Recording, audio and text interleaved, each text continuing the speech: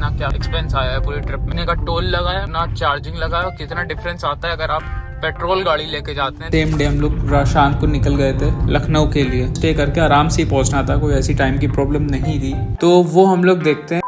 हम लोग अभी जयपुर सिटी से बाहर आ चुके हैं, पंप पे रुके थे। गाड़ी में बैटरी 72%, 163 किलोमीटर की रेंज है। और मेहंदीपुर यहाँ से अभी अप्रॉक्स 90 किलोमीटर है। तो अभी हम लोग फिर से उसी जगह आ गए हैं, जी की धानी hotel and restaurant, Mehandipur Balaji. Jaipur से हम लोग को लगे 2.5 घंटा टोटल और गाड़ी चल चुकी है अभी तक 816 किलोमीटर। अभी रेंज बची है 64 किलोमीटर की। तो अब इसको चार्ज पे लगा देते हैं, देखते हैं कितना टाइम लगेगी ये। अपना एवरेज कंजम्पशन देखते रहना है। तो ये चार्जिंग स्टार्ट हो गई है फ़ोन से, ऑटो चार्जेस को लगाना पड़ा।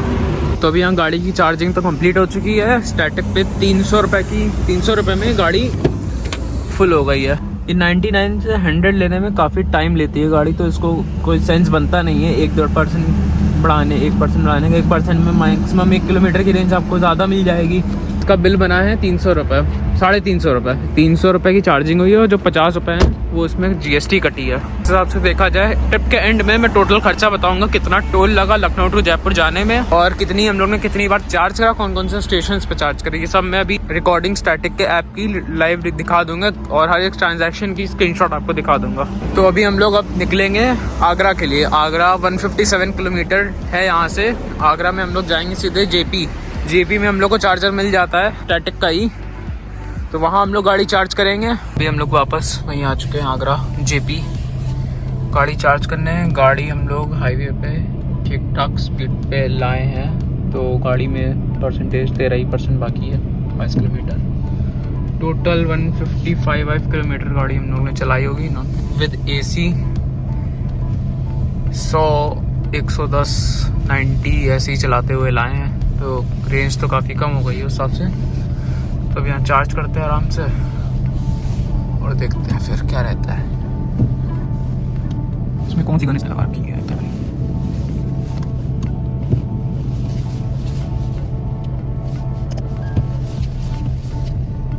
एक चीज़ में ये भी देखने वाली है, ये 109 से एवरेज एनर्जी कंजम्पशन 112 हो गया। इस वजह से इसमें रेंज का डिफरेंस बहुत ज़्यादा है। ये AC ऑफ करके रेंज 23 की दिखा रहा हूँ। अगर मैं AC ऑन कर दूँ तो यहाँ रिचार्ज ही लिख के आ रहा है सीधे।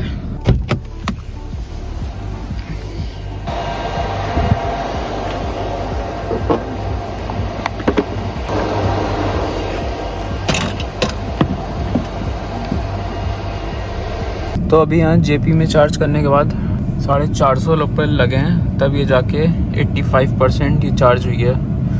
अब ये विद AC रेंज दिखा रही है 165, अगर उसका AC बंद कर देंगे तो 183 की रेंज इसकी हो गई है। चलते हैं अब यहाँ से धीमे से।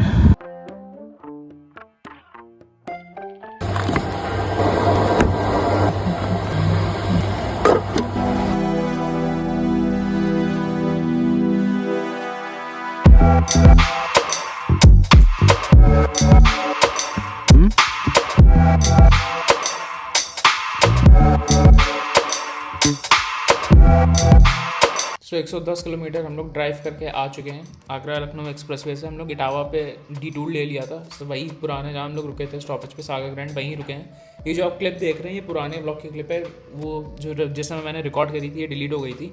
तो इस टाइम हम लोग को बहुत ज़्यादा प्रॉब्लम हुई थी गाड़ी चार्ज करने में। इसमें जो 2 चार्जर्स आप देख रहे हैं, ये जो Jio BP का है, ये तो उस समय कनेक्शन की वजह से चल ही नहीं रहा था, मतलब 2 चार्जर्स तो पहले ही कम हो गया। वहाँ 4 EVs पहले से ही चार्ज लगी थी, 2 चार्ज हो रही थी और 2 वेटिंग में खड़ी थी और 5वीं EV हम लोग की आ गई थी। तो हम लोग यहाँ 1 घंटा तो सिर्फ चार्ज करने के लिए रुके रहे। 2 घंटा हम लोग यहाँ वेस्ट हो गए थे पूरे। 1 घंटा तो रुके थे और 1 घंटा हम लोग की गाड़ी चार्ज हो रही थी।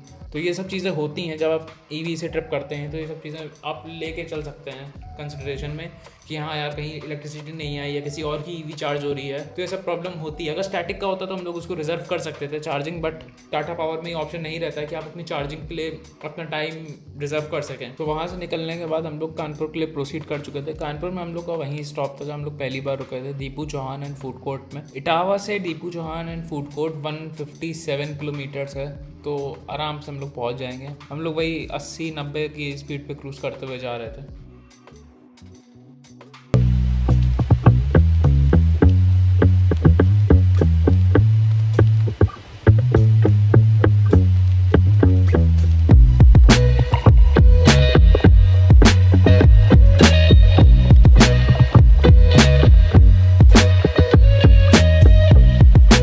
गाड़ी अभी तक टोटल चल चुकी है इस ट्रिप पे लखनऊ टू जयपुर में 1217 किलोमीटर। 1300-1350 चल जाएगी इसमें।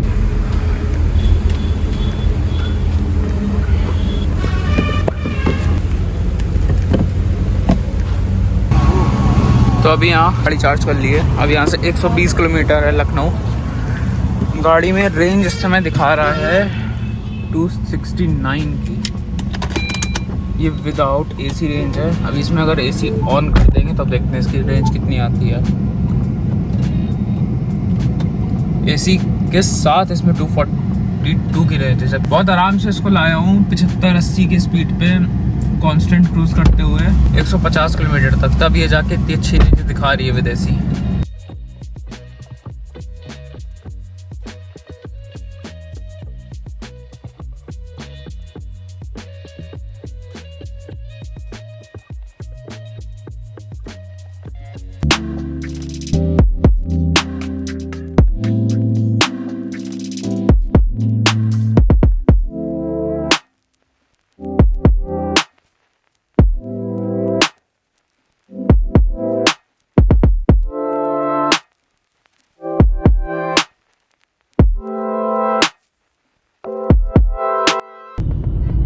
तो हम लोग लखनऊ एंटर पूरा प्रॉपर कर चुके हैं, अपने घर के पास आ चुके हैं। तो गाड़ी टोटल आपकी चल चुकी है 1333।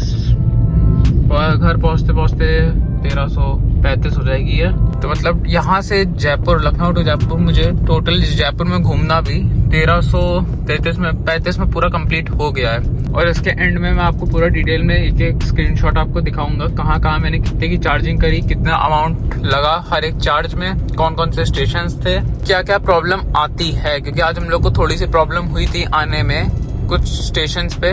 तो ठीक है, हम चलो पहुंच गए। अब आपको बाद में सब पूरा डिटेल दिखाते हैं, रिकॉर्डेड क्या खर्चा आया, कितना आया। और गाड़ी ने रेंज तो उस हिसाब से काफ़ी अच्छी दी है हम लोग को। कानपुर से हम लोग आए हैं 1 से 10 किलोमीटर, तो उस हिसाब से आप देख लीजिए डबल से भी ज़्यादा की रेंज हम लोग को मिल चुकी है। जब एसी में हम लोग ने देखा था 240 की रेंज थी, थोड़ा बीच में 100, 110, 120 ऐसे आए हैं तो कोई दिक्कत नहीं है, थोड़ी सी कम हो गई है। डिटेल आपको बताते हैं कितना क्या एक्सपेंस आया है पूरी ट्रिप में, कितने का टोल लगा है और कितना चार्जिंग लगा है और कितना डिफरेंस आता है अगर आप एक पेट्रोल गाड़ी लेके जाते हैं 10 के माइलेज या 12 के माइलेज के साथ।